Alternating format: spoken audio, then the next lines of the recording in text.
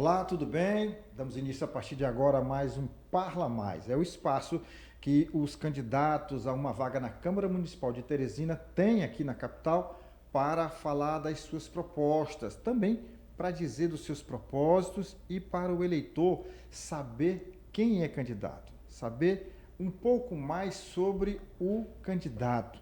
Aqui no Parla Mais é assim que funciona. E hoje nós trouxemos um candidato que já inclusive teve uma cadeira na Câmara Municipal de Teresina, já foi candidato a vice-prefeito da nossa capital e está agora postulante a uma vaga na Câmara Municipal. Estou falando do advogado Décio Solano. Tudo bem, Décio? Bom dia, tudo em paz, graças a Deus. Obrigado pela oportunidade. Aqui a gente começa querendo saber um pouco do candidato. Eu queria que o Décio Solano dissesse para a gente aqui quem é Décio Solano. Bom, eu sou filho do interior, nasci na cidade de Valença do Piauí, mas tenho minha origem na Inhuma. Cheguei em Teresina com 7 anos de idade, aqui estudei, aqui participei ativamente do movimento estudantil secundarista universitário, aqui me formei em Direito na Universidade Federal, especialização em Direitos Humanos também na Universidade Federal, e tenho uma atuação aí voltada para as causas sociais, como advogado há 36 anos que sou. Você é fundador do PT. Isso, com muita honra, eu me filiei do PT do dia 1º de janeiro de 1980. São 44 anos e 8 meses e hoje 2 dias de filiado ao PT. Bom, muita coisa mudou nesse período todo, né? Muita coisa, com certeza. Eu queria que você falasse... Hoje a gente vê a história do PT, né? A gente não imaginava que em tão pouco tempo tivesse um êxito tão grande na política brasileira. Queria que você falasse um pouco sobre a tua militância política, começando lá pelo movimento estudantil. Naquela época, nem PT havia, né? Não, nem PT havia. Logo na sequência, mas não havia. E como foi esse teu envolvimento? Por que aquele menino vindo do interior, da Inhuma, chegou aqui e se envolveu na política estudantil? Eu comecei no antigo CECEP, Centro Colegial do Estudante Piauiense. Participei de muitas manifestações contra a ditadura militar na Praça Pedro II. Eu fui o único estudante secundarista piauiense a participar em 1979 do Congresso da Reconstrução da UNE, em Salvador. Depois, quando cheguei na universidade, em 81, final do ano de 81, aqui no segundo período, eu participei ativamente do Centro Acadêmico de Direito e depois conseguimos ali com o professor Elton Soares desbancar o PCdoB do DCE. Que era majoritário. Que era majoritário. O PCdoB tinha uns 20 anos que administrava o Diretório Central dos Estudantes e nós formamos uma chapa, né, com muitas lideranças e conseguimos ganhar. E eu fui diretor do DCE também. Explica, eu não entendi direito. Lá em Salvador, que você foi para um congresso da UNE, o que era? Porque a UNE, ela vem já... A UNE tinha sido extinta pela ditadura militar. Houve movimentos, congressos clandestinos, até que tivemos um congresso oficial em Salvador, né, na capital da Bahia. Na época, eu saí de casa escondido, que meu pai não deu permissão, eu fui assim mesmo, né, acompanhando ali o professor Fonseca Neto, que hoje é um grande historiador, ele já era universitário, também envolvido com o movimento estudantil. E nós saímos o professor Fonseca Neto é uma referência. Isso, né? Uma referência na história e no direito, né? Professor muito renomado na capital e no estado todo. E eu tive esse privilégio de participar desse congresso que reativou, né, a União Nacional dos Estudantes. Eu fiz essa pergunta porque eu sei um pouquinho da história da UNE, porque eu pesquisei recentemente, eu estava vendo um documento que dizia que a UNE, no passado, ela foi tão forte, sim, lá nos primórdios, que em 1945 ela chegou a doar um avião para a FAB. Aliás, para a FEB, a Força Aérea Expedicionária, né? A Força Expedicionária Brasileira. Então, chegou a doar um avião. Quer dizer, uma instituição que ela era forte no sentido de que ela defendia os interesses dos estudantes, mas ela era forte também financeiramente. Sim, porque ainda hoje naquela época tinha uma parceria com entidades internacionais. Os estudantes tinham uma articulação internacional. Então tinha muito financiamento externo. Também, né? Também. E a UNE, através da carteira estudantil, um percentual ia para a União Nacional dos Estudantes. Então, realmente, era uma entidade muito bem articulada, bem organizada e era forte financeiramente também, mas politicamente mais forte ainda. Agora você e os seus companheiros na universidade enfrentaram e derrotaram o PCdoB, entretanto, ainda não havia o PT. Naquele momento você se colocava como o que partidariamente? Naquela época muita gente militava no MDB, não era? Isso, o antigo MDB, eu participei, por exemplo, quando a restauração da democracia, eu lembro que o Brizola, ex-governador de Janeiro, esteve aqui em Teresina, sim, propagando essa ideia do MDB, né? E eu participei de uma audiência com ele, de uma reunião pública com ele. Então, a gente se colocava ali como uma nova esquerda. Nós não queríamos ir para o PCdoB, porque nunca tive viés comunista, né? Mas a gente tinha essa articulação política através da igreja. Naquela época, o movimento de igreja chamava Comunidades Eclesiais de Base, da Igreja Católica, tinha muita formação política. Né? Então, eu venho também desse berço. Tinha os cursos, né? De formação. Tinha os cursos de formação política, de incentivo às pessoas a participar ativamente das entidades sociais, das pastorais sociais, formação de sindicatos. Eu participei de muita articulação para a gente derrotar, por exemplo, aqui o Sindicato dos Bancários, que era há mais de 20 anos dominado pelos pelegos, Sindicato dos Comerciários, que foi uma luta histórica. Aliás, essa palavra pelego sumiu do alfabeto, né? É verdade. Viu? Sim, aí veio o movimento... E aí veio em 79, né, nas greves do ABC, que inclusive nós fizemos arrecadação de alimentos aqui para mandar para os grevistas lá de São Paulo, eu lembro disso, e veio a ideia de criação, né, do Partido dos Trabalhadores. Ali em 79, logo em janeiro de 80, eu já estava me filiando ali junto com o Antônio José Medeiros, com meu irmão, hoje deputado federal, Merlong Solano, e tantos outros companheiros. Os dois foram meus professores na Federal. Isso, na Federal. É verdade. Aí veio essa formação de um novo partido. O partido surgiu primeiro lá em São Paulo, depois ali na região sudeste, mas no Nordeste foi uma das primeiras unidades, foi aqui, nas primeiras diretórios. O Piauí saiu na frente no Nordeste, né? Porque a gente tinha ali o Antônio José Medeiros, que foi o grande articulador da criação do partido no Estado, que já tinha entendimento com o Lula a nível nacional, né? Tanto que as primeiras viagens que o Lula teve no Piauí foi no Fusquinha do Antônio José. Né? Sim. Tem histórias, tem registros. Né? Então, a ideia do partido foi logo bem aceita. Né? Nós começamos a nos reunir, formatar o partido, criar o estatuto, criar a primeira diretoria. Lançamos logo em 82 o Ribamar, salvo engano, para candidato a governador. Eu acho que foi o primeiro. Primeira candidata a governador.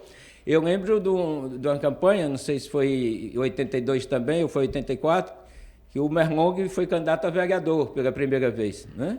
E o partido, naquele momento, era tão radical que não queria aceitar o Merlong como candidato, porque ele disse que era da burguesia, porque era estudante universitário, tinha que ser trabalhador. Né? Mas, graças a Deus, hoje estamos ainda aqui nesse partido. Bom, vamos falar um pouco, então, da sua militância política, já dentro do partido, já candidato e já vereador. Foi em 2008 que você se elegeu... Isso, na época com 4.440 votos. Antes você ocupou uma cadeira... A primeira disputa que eu tive foi em 2004. Eu fiquei na primeira suplência, na época com 2.700 votos. O Jacinto Teles, que era vereador, era presidente do Simpol-Jusp, Sindicato dos Policiais Civis na época. E eu advogava para o Simpol-Jusp. O Jacinto se afastou, salvo engano, por 3 meses, sem remuneração. Ele pediu afastamento sem remuneração. Eu assumi, apresentei ali projetos, tanto que eu me projetei, né, na cidade, e na eleição seguinte, 2008, eu tive 4.440 votos. Eu quase dobrei. Fui bem votado. Na época foi o segundo mais votado. Perdi apenas para Rosário Bezerra. Bom, durante o seu mandato, você apresentou alguns projetos. Quais são os que você poderia citar para a gente aqui, que você reputa assim, o mais significativo? Isso. O candidato a vereador, ou o vereador Miguel Dizena, ele tem basicamente 3 funções. Ele tem a representação da sociedade, porque ele foi escolhido para representar. ele tem o poder de fiscalização, porque pode solicitar informações, é obrigado a ser atendido, e tem o dever de apresentar projetos. Eu fui o vereador de maior destaque naquela legislatura, modéstia à parte. Eu apresentei 32 projetos. Muitos deles foram aprovados, foram sancionados e hoje são leis em Teresina.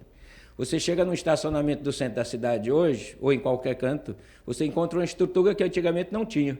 A cobertura, os carros e as motos ficaram protegidos do sol, o piso, a maioria botou a brita, e principalmente você encontra uma casinha para o funcionário trabalhar. Ali tem uma cadeira, tem uma mesa, tem um bebedouro, tem um banheiro. Antes de eu ser vereador, nada disso tinha. Todo o terreno baldio virava um estacionamento a céu aberto. O funcionário trabalhava no sol quente. Então, foi um projeto de minha autoria. Outro projeto de minha autoria é a diferenciação do preço na cobrança do uso do estacionamento. Todo estacionamento tem uma placa dizendo que, por exemplo, a hora R$ 6, de 0 a 30 minutos, R$ 3. Também é um projeto nosso. Antes você usava 1 minuto, 2 minutos, 10 minutos ou 1 hora, você pagava o mesmo preço. Quando eu consegui aprovar esses 2 projetos que foram sancionados, eu tive a preocupação de xerocar os 2 e ir de estacionamento em estacionamento comunicando ao proprietário. Ó, tem essa lei aqui que você tem que cumprir.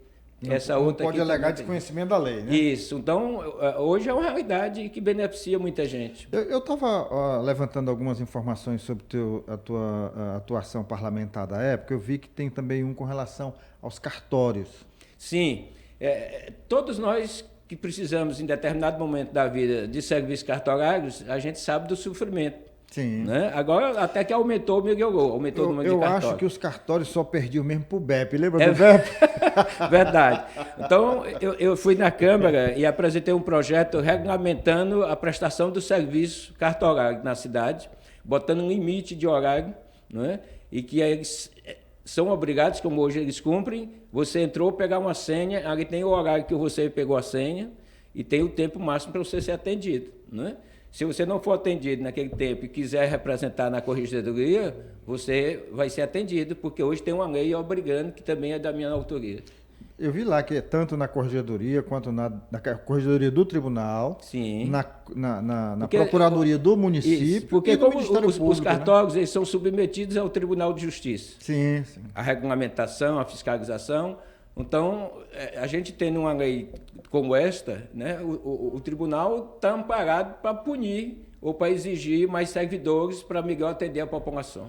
Agora, por que o Décio Solano deixou de ser candidato nas últimas eleições e por que é candidato agora? Isso, depois eu me afastei um pouco, fui candidato em 2016 a vice-prefeito, aqui na chapa do Amadeu Campos, né? Amadeu Campos, jornalista, candidato a prefeito pelo PTB e eu candidato a vice pelo PT. Politicamente eu nunca me afastei, né? Desde 80, quando eu me filiei, eu participo das campanhas ativamente, ou sendo candidato ou apoiando alguém. Ou como advogado, agora, eu já vi você agindo como advogado, acho que a cidade lembra ali da minha atuação marcante, modéstia à parte, como presidente da Comissão de Direitos Humanos da OAB, na época ali do combate ao crime organizado, né? Que culminou com a prisão do tenente-coronel Correia Lima, a prisão das pessoas envolvidas no assassinato daquele jornalista Donizete Tadalto, né? A participação ativa dentro da Polícia Federal como representante da OAB naquela assassina da Merolca, que ficou conhecida, né, assim nacionalmente. E agora estou novamente candidato a vereador, mais uma vez, pelo meu querido PT, Partido dos Trabalhadores. E quais são as bandeiras que você impunha agora nessa luta de tentativa de retorno à Câmara? Eu tive a oportunidade de, junto com o nosso candidato a prefeito, Fábio Novo, fazer uma visita no Conselho Regional de Medicina Veterinária. E ali os médicos veterinários estavam relatando para a gente, para nós, que 75% das doenças que você, qualquer ser humano tem, são provenientes dos animais. Então, uma bandeira... 75%. É muito alto. Então, uma das minhas bandeiras na Câmara Municipal vai ser criar em Teresina, né, uma clínica municipal veterinária. Você pega um desses prédios públicos que estão fechados, faz adequação, contrata 1 ou 2 médicos veterinários e faz um convênio com a Universidade Federal para os estudantes de medicina veterinária vir estagiar nessa clínica. E aí você vai ter um espaço público para as pessoas de menor poder aquisitivo fazer uma castração, uma ligação, tratar do seu animal doméstico, sobretudo os gatos e os cachorros. Hoje, Teresina padece disso. Nós temos cidades, Brasil afora, que tem até o SAMU animal. né? Eu quero começar pelo menos com a clínica e também com um abrigo municipal para acolher esses animais que estão em situação de rua. Porque se 75% das doenças vêm para a gente, se a gente tratar bem os animais, a gente está prevenindo a proliferação de doenças. Que são as zoonoses, né? Isso. Lá nesse dia da visita, a zoonose, eu acho que o Fábio Novo vai ter que dar uma atenção especial. Os médicos estavam relatando para a gente se aquele quadro do Luciano Huck, da TV Globo, da sucata, né? Sim. Viesse aqui, os carros Lata Velha. E a Lata Velha. Se fossem, Miguel dizendo, lá na zoonose, os carros da zoonose iam ganhar o prêmio nacional, de tão sucateada que está. Então, é um órgão importantíssimo que eu vou estar ali cobrando que o Fábio Novo, se Deus quiser, como prefeito, a partir de janeiro, dê uma atenção especial. Olha, essa causa animal, né, tem muitas, inclusive postulantes, muitos candidatos Sim. e candidatas postulantes levantando essa causa dos pets, sobretudo, e eu acho muito importante, até porque a Universidade Federal, lamentavelmente, deixou de ser pública do ponto de vista... monetário, é verdade. Monetário. Você vai ao serviço tem que pagar. Lá, tem que pagar. Pagar um preço menor, paga, mas termina pagando, né? E aí Teresina precisa de uma clínica e não de um depósito como o das zoonoses, que tem até porque tem outra finalidade. Mas assim, essa causa é uma causa muito bacana, porque a gente sabe da importância dos animais. Isso. Como um todo, mas sobretudo para algumas famílias, né? Tem gente que cuida de animal melhor do que gente, né? É verdade. Antigamente, não sei se você lembra, a política da prefeitura era as carrocinhas. Laçava o animal ali, faltava matar, jogava, rebolava dentro da carrocinha e ainda tinha e levava para as zoonoses. 30 dias depois, se não aparecesse um dono, o animal era sacrificado. Sacrificado numa cadeira, numa jaula elétrica. Eu morei ali próximo, cheguei a testemunhar ainda quando eu era adolescente. Ficava muito entristecido com aquilo, porque o animal sofria muito, né? Já ia para lá debilitado, Isso. né? Eu digo para a morte debilitado, e ainda sofria uma descarga elétrica. Mas, enfim, as coisas mudaram e mudaram para melhor. Agora, você está falando aí da clínica, que eu acho importante. Tem mais algumas propostas? Sim. Hoje, eu acredito que você compartilha do meu sentimento, que a gente andar no centro da cidade de Teresina hoje é uma tristeza, dá uma amargura no coração. Eu morei ali no centro, próximo da Clínica Batista. Hoje você encontra quarteirões e mais quarteirões totalmente fechados, as lojas, e casas e mais casas abandonadas, literalmente abandonadas e depredadas. Então, eu vou propor na Câmara uma política municipal de desapropriação dessas casas abandonadas por interesse social.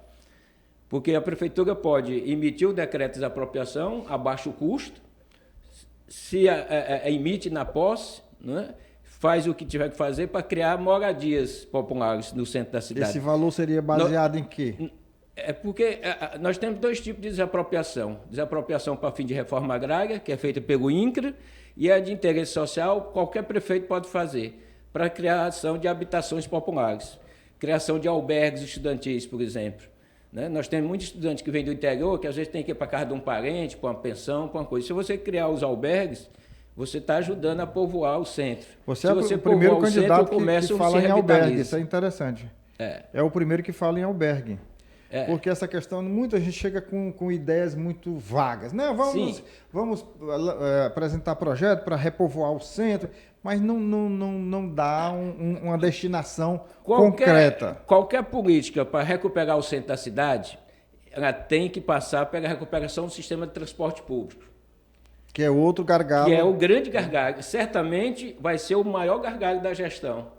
Por quê? Porque o centro está, em parte, se acabando porque não tem transporte público. Então as pessoas estão indo para o comércio do bairro. Porque nem todo mundo tem um transporte pessoal, a moto ou o carro. Hoje a gente chegou, né? Hoje ninguém questiona nem o valor, questiona a falta mesmo do serviço, né? Olha, o serviço é tão ruim que as pessoas que são empregadas no comércio, que ganham um salário mínimo, hoje gasta R$400 a R$500, um terço do seu salário, com Uber ou com ligeirinho.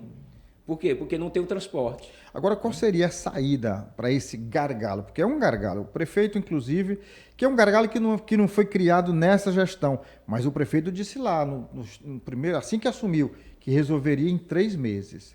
Esses 3 meses passaram para 3 anos e o mandato já está acabando. Graças a Deus está acabando, porque Teresina não merecia um prefeito tão desastroso como esse. Mas o Lula, há uns 10, 15 dias atrás, chamou os candidatos a prefeito de capitais do Partido dos Trabalhadores para uma reunião. E ali, depois, em conversas individuais, perguntou para o Fábio Novo qual vai ser o seu maior desafio na gestão. O Fábio não titubeou, é o transporte público. A ideia do PT é tirar os ônibus gradativamente de óleo diesel para botar ônibus elétrico. Então você vai baratear o custo. Você vai poder chegar, quem sabe, na taxa zero, que hoje é defendida pelo nosso candidato e financeiramente é possível ser executado. Então, o Lula assumiu compromissos com o Fábio, né? Se eleja prefeito que você vai ter o suporte. Então, hoje é a grande oportunidade que nós temos, em 172 anos, de ter um prefeito alinhado e do mesmo partido. O PT, a nível estadual e a nível federal, sempre ajudou a gestão de Teresina, sem nunca ter tido um prefeito do PT. Essa é a oportunidade que nós temos de ter um suporte maior ainda. Era isso que eu ia lhe perguntar agora, deixa eu fazer aqui o papel de advogado do diabo, porque a gente vê sempre as pessoas defendendo, não, é bom ter um prefeito alinhado com o governador, alinhado com o presidente, né? Que seriam as 3 instâncias de poder. Aí eu vi até o candidato Silvio Mendes dizendo que foi prefeito e que era de outro partido e que não teve problema nem com o governo nem com a União, né? E aí você acha que sendo do mesmo partido vai ser melhor? Como é? Olha, o PT nunca fez discriminação com qualquer administração. Ajudou no que foi procurado e no que pôde. Mas tem aquele ditado popular que diz assim, Mateus primeiros os teus. Não é? Evidentemente que o PT a nível estadual e o PT a nível federal sempre ajudaram Teresina com as grandes obras, HUT, Ponte Estaiada, prolongamento da Kennedy, a saída para Altos, a saída para Demerval Lobão, o mercado do peixe, que passou 4 anos aí no Coisa Ruim, com Ciro Nogueira, principal ministro do governo anterior, não foi concluído. Bastou o Lula e Rafael assumir, o viaduto do mercado do peixe foi inaugurado. Essa semana vamos inaugurar o viaduto da João 23, né, saída ali na ladeira do Uruguai.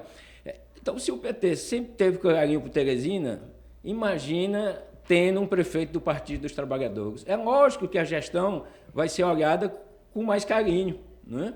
Vai ter o suporte necessário para as grandes obras de Teresina. Porque o próximo gestor vai encontrar essa cidade literalmente no fundo do buraco, em terra arrasada, dívidas e mais dívidas, serviços sucateados, né?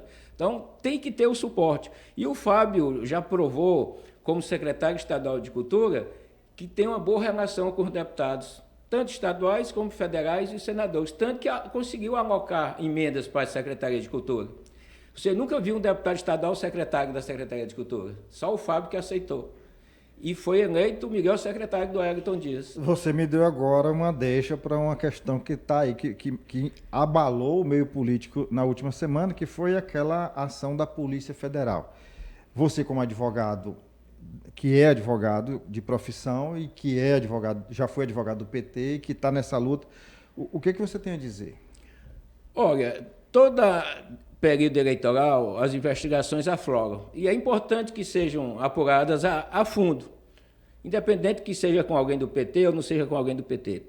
Todo sinal de corrupção tem que ser combatido, porque é um mal que assola o país, em todas as administrações. Mas o Fábio tem um nome limpo.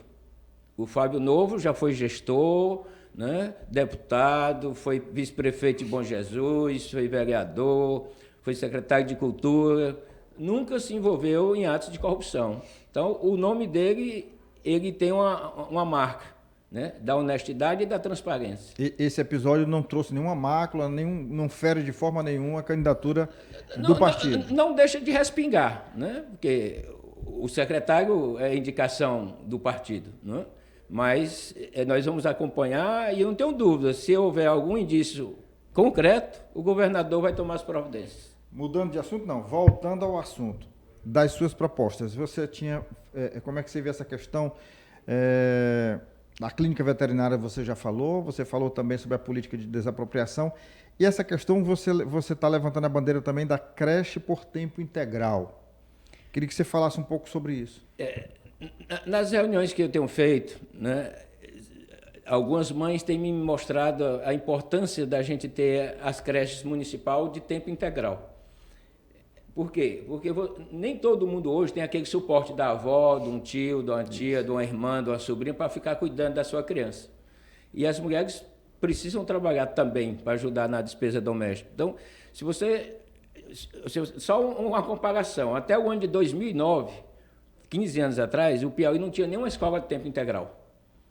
Hoje está avançando e o governador prometeu que até o final de 26 todas serão. Não tenho dúvida que ele vai cumprir, porque está avançando bastante. Então você tem que dar o primeiro passo nas creches de tempo integral. E a minha ideia é que tenha logo no início do ano, se começa a trabalhar, uma no centro da cidade. Quando você fala em tempo integral... Porque se você tiver uma creche no centro da cidade do tempo integral, as comerciárias, ou os comerciários também, vem para o comércio já com sua criança, passa na creche, deixa, se tiver idade de amamentar, na hora da folga do almoço, ainda passa na creche para amamentar.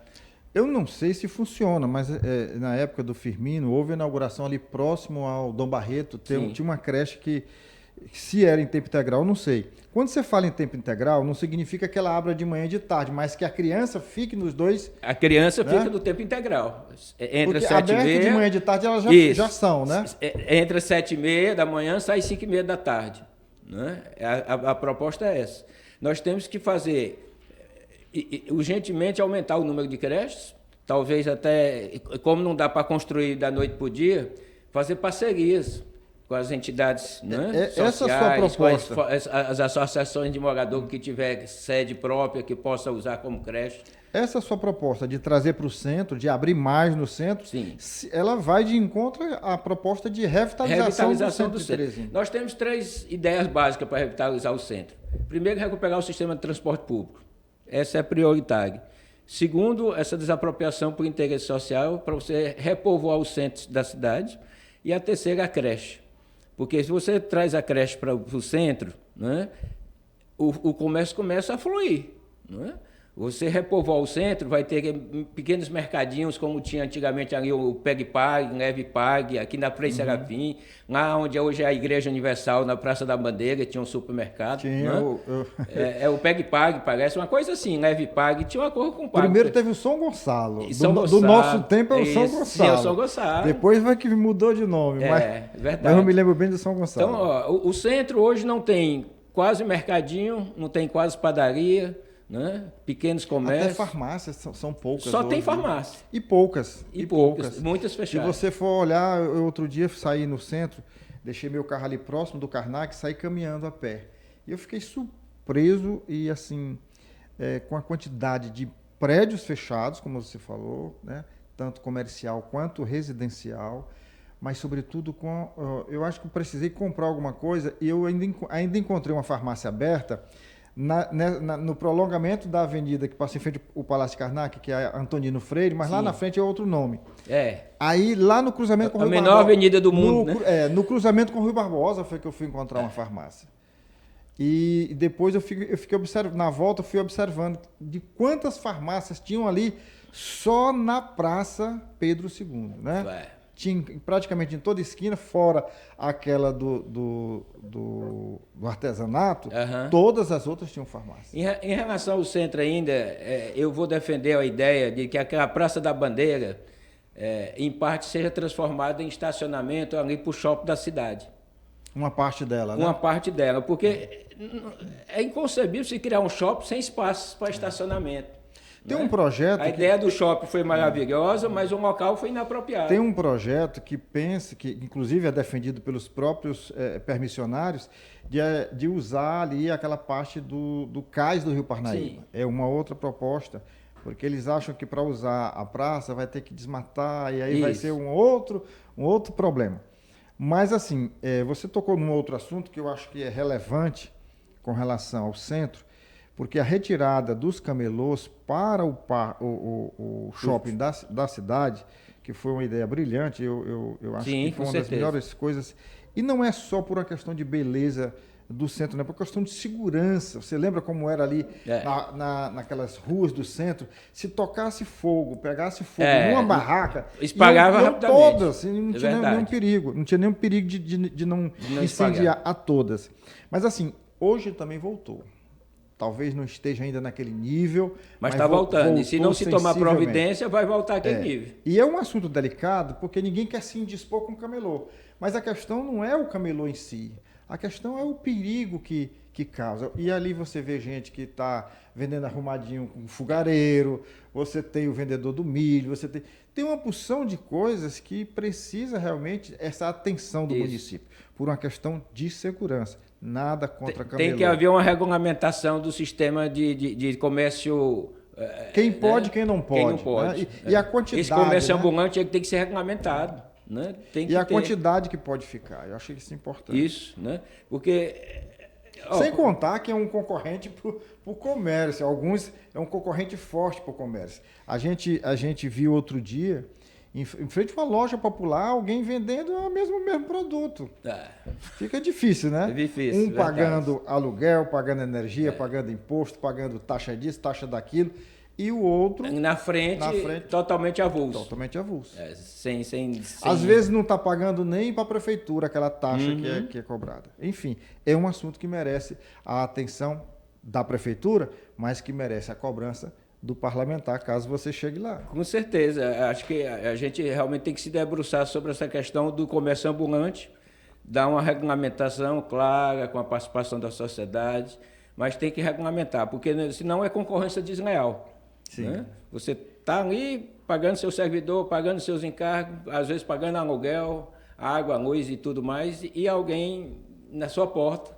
Né? Então tem que ter essa preocupação e vai ter essa atenção, se Deus quiser. Décio, nós estamos chegando ao final, é questão de tempo mesmo, o tempo que é dado para um tem que ser dado para o outro, mas eu queria que você, ainda tem um tempo, tem um minuto, você olha para aquela câmera e você vai dizer agora para a Teresina por que você merece retornar à Câmara Municipal. Você, cidadão, cidadã, certamente já encontrou nessa cidade aqueles containers. Aquele dali foi fruto de um trabalho que eu fiz como vereador, com R. Silva e Rosário Bezerra. Nós mapeamos todos os lixões clandestinos de Teresina. Ali nós levamos à Prefeitura à Justiça. Foi assinado um TAC, termo de ajuste de conduta, e surgiu a ideia daqueles containers que a gente chama de ponto de transbordo. Sim, sim. Aquilo dali foi importantíssimo. Há 12 anos, 14 anos atrás, conseguimos resolver a questão do lixão. Hoje a gestão é tão desastrosa que Teresina está tomada a céu aberto em todas as ruas, em todos os bairros, tem lixões e mais lixões. Uma coisa que a gente conseguiu resolver, vamos ter que nos debruçar novamente sobre isso. Então, eu peço essa oportunidade aqui de estar voltando para a Câmara Municipal, modéstia à parte, com a minha experiência, com o meu aprendizado, com a experiência que eu tive como gestor no INCRA, procurador-geral do INTERP, presidente da INGERP, de levar toda essa minha bagagem de vida de volta à Câmara Municipal para bem lhe representar, para bem lhe defender. Hoje me dá uma tristeza, uma gestão tão desastrosa como o doutor Pessoa e nenhum dos 29 vereadores que hoje tem vaga na Câmara assumiram o papel da defesa da cidadania. É lamentável, inclusive os colegas do Partido dos Trabalhadores. Perfeito. Só enquanto você dá seu tchau. Eu preciso falar ali ainda, dar um recado. É o seguinte, olha, você que assistiu essa entrevista com o deputado, aliás, com o advogado e candidato a vereador Décio Solano, você aproveita, se ainda não for inscrito no nosso canal, você se inscreve, aciona o sininho para receber as nossas notificações e faz aquele movimento dos 3 Cs, que é o curte, comenta e compartilha essa entrevista para Teresina, para o Piauí, para o mundo. É isso aí, Décio. Foi dado o recado. Muito obrigado. Muito obrigado. Décio Solano, candidato a vereador, 131, Fábio Novo, prefeito, 13. Pronto. Até o nosso próximo Parla Mais.